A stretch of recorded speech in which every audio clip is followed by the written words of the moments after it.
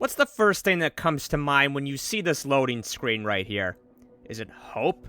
Wonder? Happiness? Joy? Excitement? Or maybe it provides you with rage, frustration, bitterness, resentment, and hostility? Yeah, you don't need to be an Einstein to know that the initial launch of Flight Simulator 2024 was a complete and utter dumpster fire. Of the airplane! Has your passenger fastened her seatbelt? Then you're ready to depart.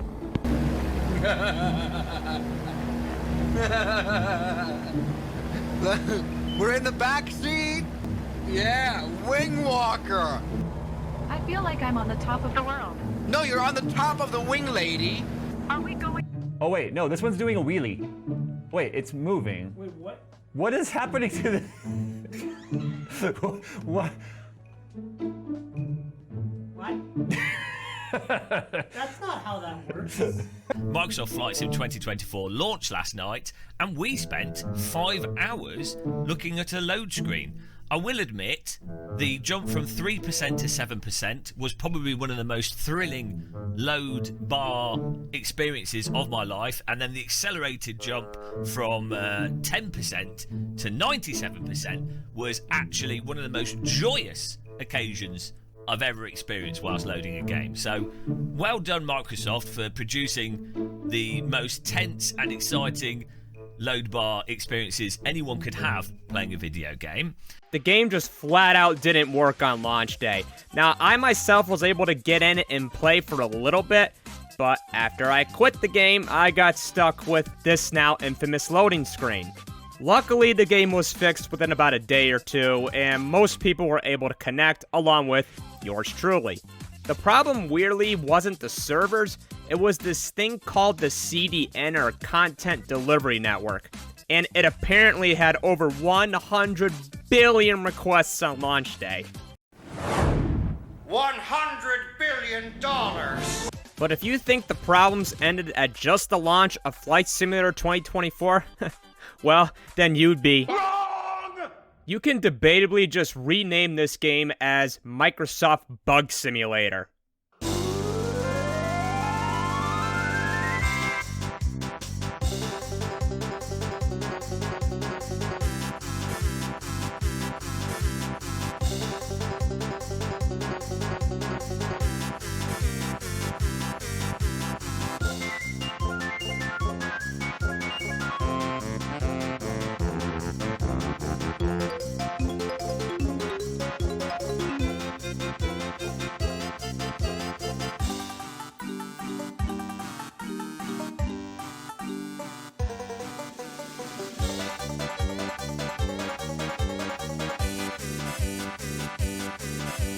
Look, I'll give Azoba credit for fixing the initial launch issues quickly and offering some free planes in the future as an apology, but these broken releases in AAA gaming seriously need to stop. This is one of the main reasons why the gaming industry is slowly collapsing before our eyes right now. While this isn't the worst launch of a game I've ever seen, it's without question the worst launch of a flight simulator, bar none. Okay, now that we're done talking about the elephant in the room, let's actually move on to the sim itself. So, is it a step up from Flight Simulator 2020, or is it a glorified update with a $70 price tag? Well, let's hop in and find out. Let's start with the obvious. Is there a huge difference in terms of visuals compared to 2020? Well, yes, kind of, and no. I know, not much of an answer, but let me explain and show you a few comparison shots. The only areas I've seen differences are at some airports and nature reserves. Cities seem to be untouched. For example, what you're seeing here is a comparison of Yosemite National Park in California. You'll notice a huge difference in texture quality of the mountains and trees, as well as what it looks and feels like to be at ground level with the scenery surrounding you. It's a very noticeable difference. One of the landscapes that was showcased by Azoba was the Grand Canyon, and it's easy to see why. There is literally no comparison when it comes to Flight Simulator 2020. 2024 is without question vastly superior both up close and far away. Even the Grand Canyon Airport got a complete overhaul. We've gone from generic-looking buildings to actual handcrafted models. And, like I mentioned previously, that there were improvements to mountains, the tallest peak on Earth, Mount Everest, also has some improved details here. This next one is very personal to me, as this is a place I actually grew up in. This is Sacandaga Lake in upstate New York. You can see that here there is a massive difference in tree quality, and knowing this lake very well, I actually felt like I was there. This one area where I was not expecting anything, but was completely shocked when I saw one of the local grass strips actually fully modeled. I don't know if this is exactly what it looks like in real life, but this is a very welcome change. One area that kind of surprised me was Honolulu, Hawaii. There are actually some noticeable improvements around the city. For example, some buildings here have been completely overhauled. When looking at some of the resorts and hotels, it's a night and day difference. And take a look at these ships right here. They were both just a flat texture in 2020. Now, in 2024, they are completely and fully modeled. Now let's move on to a few airports. I'll be honest, this one is a bit of a mixed bag. A fair disclaimer though, I only looked at airports in the United States, but the ones that I did find a difference, I have included here. Let's start with the airport where I fly gliders in real life. There is a big difference between the two sims. While I can't say the buildings themselves are accurate, they are definitely where they should be. I was really surprised once I went back to 2020 to see the differences, and it's pretty insane. But I must admit that I'm a bit bummed that my glider club isn't really represented in the sim, mainly because Azobo stated that every glider club in the world will be in the sim.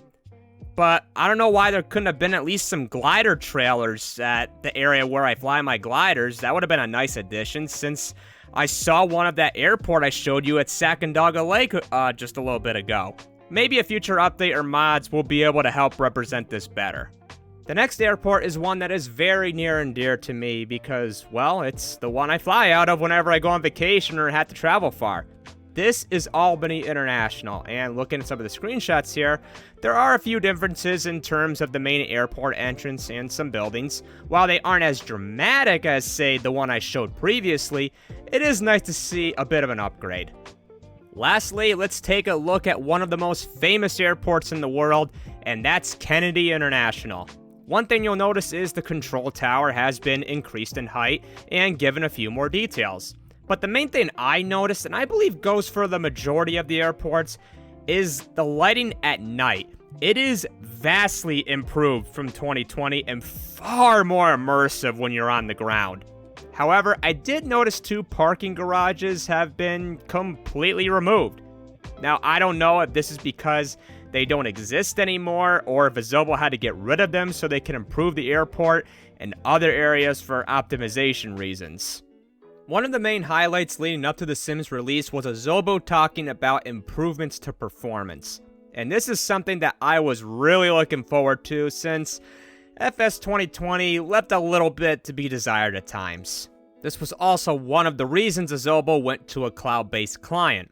While 2020 didn't really give me that much trouble in, say, less dense and rural areas, it really became a problem at medium to high dense airports.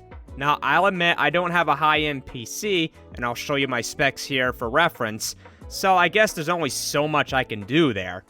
I was really looking forward to seeing just how much the 2024 sim could improve on things. And I noticed no difference. Dense airports run just as bad, if not debatably worse, because of the stuttering. Luckily, I found a fix for myself that completely fixed the frame rate issues for me. What you have to do is enable DLSS frame generation. I left a video from IslandSimPilot in the description who goes into detail on how to do this. Guys, seriously, this helped save my sim. Now, while I do think it's a shame that I actually have to do this to get better performance, I'm glad the option is at least there. But let's compare the two sims by flying over Manhattan and New York City.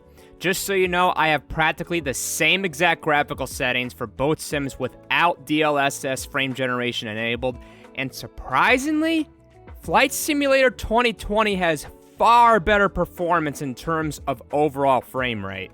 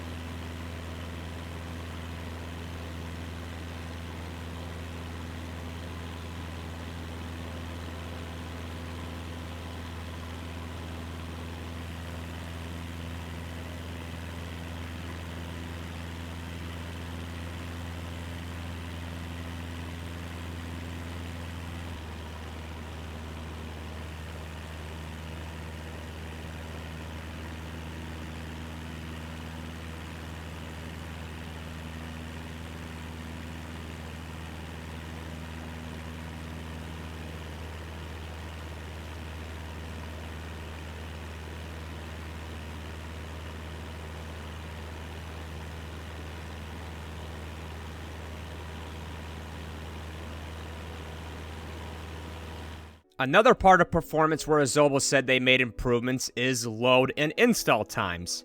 Now, I can tell you right off the bat that the install times were not faster, mainly due to the launch issues, and there is no way I'm risking reinstalling the game and potentially breaking my sim just to prove a point.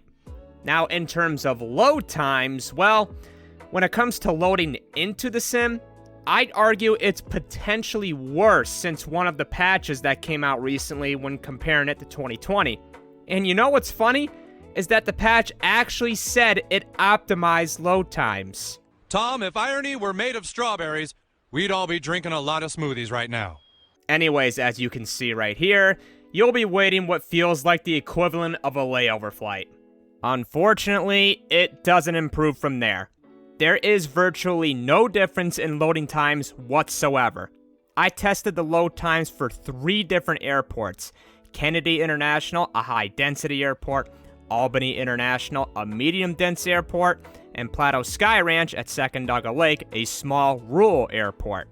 In fact, the loading times are a bit longer at Kennedy and Albany, and about the same at Plateau Sky Ranch. So this talk of improved load times is definitely not true, at least on my end.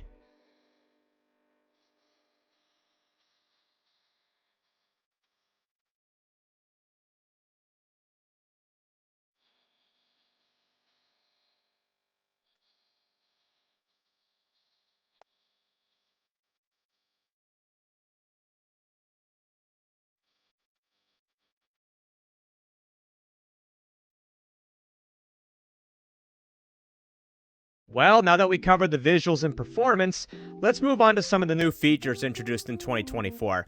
One of them is the new walk-around mode, and I can tell this was definitely inspired by A2A simulations since a lot of their planes have a very similar feature.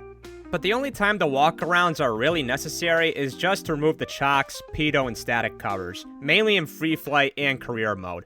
Now, if you own your own aircraft in career mode, wear and tear are actually simulated and can actually cause significant problems if you don't check on the entire plane periodically. However, this walk-around feature isn't 100% functional. For instance, some of the planes don't even take full advantage of it, and some of them are just downright broken, which is nearly game-breaking for career mode if you purchase one of these planes. So that means you can't tell the actual status of that component of it unless you go through some menus. Still, this is a very welcome feature that actually has some interesting tiny details. For instance, if you're walking in a snowy area, you'll actually hear snowy footsteps.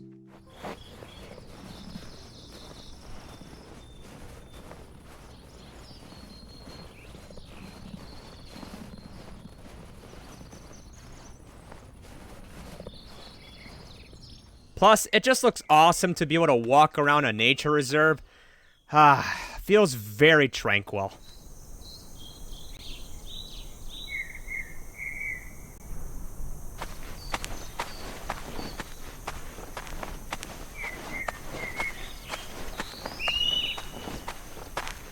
I'll quickly cover this one feature, I guess, because I can't tell if it really works.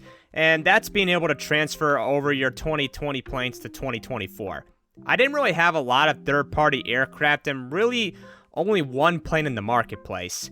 I tried moving my A2A Comanche over to 2024 and yeah, it didn't really work. Luckily, my marketplace plane works just fine. It's a little ultralight, so I guess it's more meant for marketplace planes rather than third parties. I don't know, maybe you've had better luck. I'm not too pissed about this, but it is a bummer nonetheless. I had a feeling this feature wasn't going to be perfect. Another one of the new features that I've been really enjoying so far is the new EFB tablet that's included with the sim. You can see your flight plans, manage your weight and balance, and find information about airport runways and frequencies. I can't say it works perfectly, mainly when using it in career mode. I don't know if this is an issue with the EFB itself or the plane you're using it with, but there's an option that lets you send the flight plan on your EFB in career mode to the actual airplane's avionics. I've had varying degrees of success with this. Sometimes it works, sometimes it doesn't. Still, this EFB is awesome, and I can't wait to get more in depth with it. Now let's talk about some of the planes. So, Flight Simulator 2024 includes 30 new aircraft in the base version of the sim, 35 for the Deluxe Edition, and 45 in the Premium Deluxe Edition. While I haven't been able to go through the majority of the planes, I will mention a few of my favorites so far. Let's start with probably one of my new favorite planes ever, and that's the Draco X. This plane was so awesome that I actually made a video on it. Yeah, this thing is a beast. Some others that I love are the Northern Savage, the Jetson 1, and the two new gliders, the STEMI S12G and the Pipistrel Taurus M. Some of the newer additions include a hot air balloons, the A-10 Warhog, firefighting aircrafts, a blimp, and so much more. While Azobo claims they've made improvements to the flight model, I can't say for sure if there is really an improvement or not. It's kind of hard to tell, especially if you've never flown most of these planes in real life. I can definitely tell you, though, that the ground handling is much tougher and so much more satisfying to control. The one part of the flight model I guess I can offer my 2 cents on is the gliders. I didn't notice any difference from 2020 if I'm being completely honest. I will say, though, that the S12G has the most insane adverse yaw I've ever experienced. But I guess that's the price you pay for having such a massive wingspan. One of the most requested features the community has asked for was an instant replay feature. While we did have it in 2020, it really wasn't that great. But now we have an official one in Flight Simulator 2024. I'll be honest, I haven't used it all too much, but for the few times that I did use it, it actually works very well, and the replay animations look pretty darn smooth.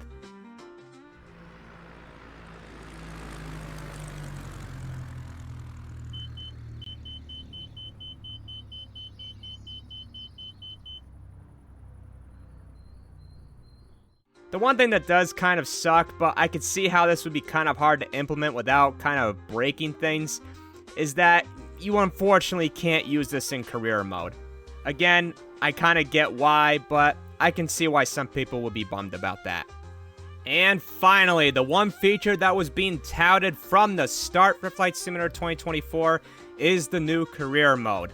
There was a lot of skepticism at first that these would just be glorified missions that you would do a few times and be done with it. Well, that is absolutely not the case. This is a legitimate full-fledged career mode where you actually climb through different certifications and specializations. You start off flying a small Cessna 172 and getting your private pilot license, and then move on to giving people their first flights and taking them on scenic routes. Just a quick side note, I don't know who wrote the dialogue for these passengers, but the cringe level is literally off the charts. You can see every detail. You know that movie where the wizard flies around on a giant eagle? This is like that. Except the wizard didn't wear a seatbelt. Missed it. I know it sounds cheesy, but I'll remember this day with you for as long as I live. The size of the landmarks is so different than from the air. They feel close enough to touch. What's going on, Elizabeth? You've been pretty quiet. Just soaking it all in, you know. Totally. I like the way you multitask, Captain. Talking on the radio while flying the aircraft. It's impressive. This is the worst. Anyways, as you progress, you'll level up and earn credits so you can spend them on new airplanes, maintenance fees, certifications, etc. It'll be a bit of a grind at first, trying to rack up the cash, but thankfully it's not done in any predatory way to get you to buy microtransactions, which thankfully are not in the game. Career mode has plenty of variety when it comes to what you can take part in. You can do cargo transport, airline passenger transport, search and rescue, agriculture aviation, VIP transit, firefighting, and more. You can eventually start your own business like sightseeing tours, skydiving, VIP charter, etc. I haven't played around with this part much yet, but it's definitely cool that it's in there, and I'm pretty sure I'm going to be doing more of that in the future. I have to say, the career mode really surprised me. I didn't think I would be having this much fun with it. That is, when it works properly. There were a few problems I encountered in this that can really make the experience frustrating and almost downright broken at times. A couple of things I'll point out here are the fact that the ATC acknowledgements are very inconsistent. Sometimes you respond with no issue, and other times you can't respond at all, thereby leaving you with a penalty to your flight performance. Oh, what a joy. Another thing I noticed is that with the 2 airline jet flights I did, yeah, just 2, well, technically 1, because my game crashed on the second flight, and I literally just said screw it at that point. My plane had way too much fuel. Now you might be thinking, what's the big deal about that? Well, when it comes to landing, if you're overloaded, that can have a significant impact on your handling of the aircraft and how you touch down. And vice versa, when it came to some cargo transport missions with the DHC-2 Beaver, I would end up not having enough fuel to get where I wanted to go. The only way you can overcome this is by setting up a keybind to add more fuel. You can't manually set it with your EFB. And speaking of cargo missions, more so medium cargo missions, this may, without a doubt, be the most I've ever raged on a flight simulator, and I've been playing Flight Simulator for nearly 20 years. This mission was so brutally unfair and broken that the only way I was able to complete this was through a glitch. The worst part is that this was the introductory mission in order for you to unlock medium cargo missions. So that means there may be people who can't even unlock it, which is freaking ridiculous. Everything on the flight was fine until I flew into some invisible hurricane on landing. I tried this landing so many freaking times, and no matter what I did, no matter what settings I was allowed to adjust, landing this Cessna Caravan was not only impossible, I'm pretty sure it was beyond the aircraft's limits. I unfortunately don't have my actual reaction to this for all of you to enjoy, but I do have a video of someone raging that describes my overall emotions.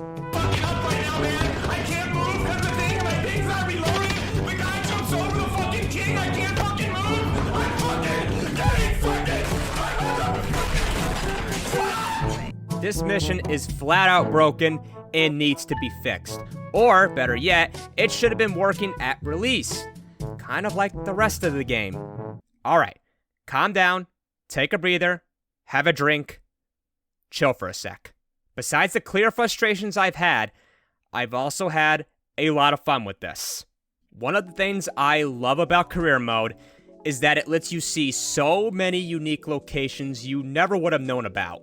It kind of forces you to look at new places. And let me tell you, I've seen some pretty beautiful locations in career mode.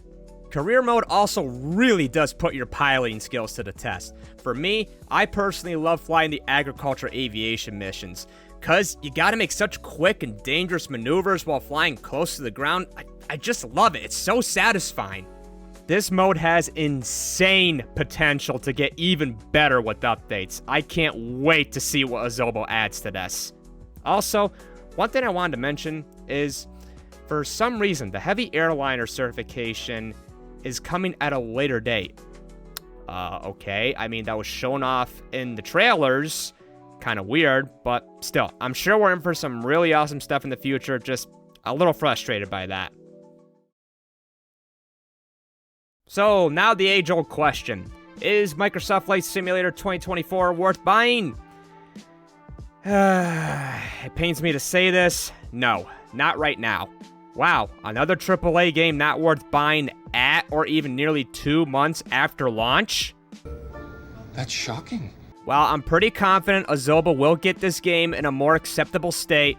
I am so tired of seeing this be the gaming industry standard, and Azobo is going to have to do a lot to earn trust back. I understand games are more complex these days, especially Flight Simulator, but would it kill these developers to just delay the games and make sure all these complex mechanics are working? Oh wait, that's right. Gotta be out for the holidays and increase your bottom line, right? Personally, I wouldn't be surprised if Microsoft is responsible for forcing Azobo to push this game out, since their track record lately has been subpar at best. Now, while my experience hasn't been quite as bad as some others have had, the issues I did have were enough to convince me to say to all of you that you should save your money right now. Plus, just looking at the reception and all the problems being reported is also enough to convince me at the very least to buy this game at your own risk. If you want to get into flight simulation, you're kind of new to it, this is not the place to start right now. Go and buy Flight Simulator 2020. It's had plenty of patches and updates the past 4 years and runs perfectly fine. Now, let's say this game actually launched polished. Would I then recommend it? Yes, I would. The fact we got a decently in-depth career mode in my mind keeps this game from being a glorified graphical update. However, I wouldn't recommend anything beyond the $70 standard edition unless you're a massive aviation enthusiast like I am. I really hope the issues with 2024 are fixed quickly, because when everything is working as intended, I really do love this game. I'll most likely do an update on the game a few months from now to let you know if anything has changed. Anyways, I hope you enjoyed the review and found some useful insight with it. If you've played Flight Simulator 2024 or have some thoughts you'd like to share, please feel free to comment below. And also remember to hit the like button and subscribe if you want to see more. And until next time, I'll see you all in the next video. Peace out and happy flying.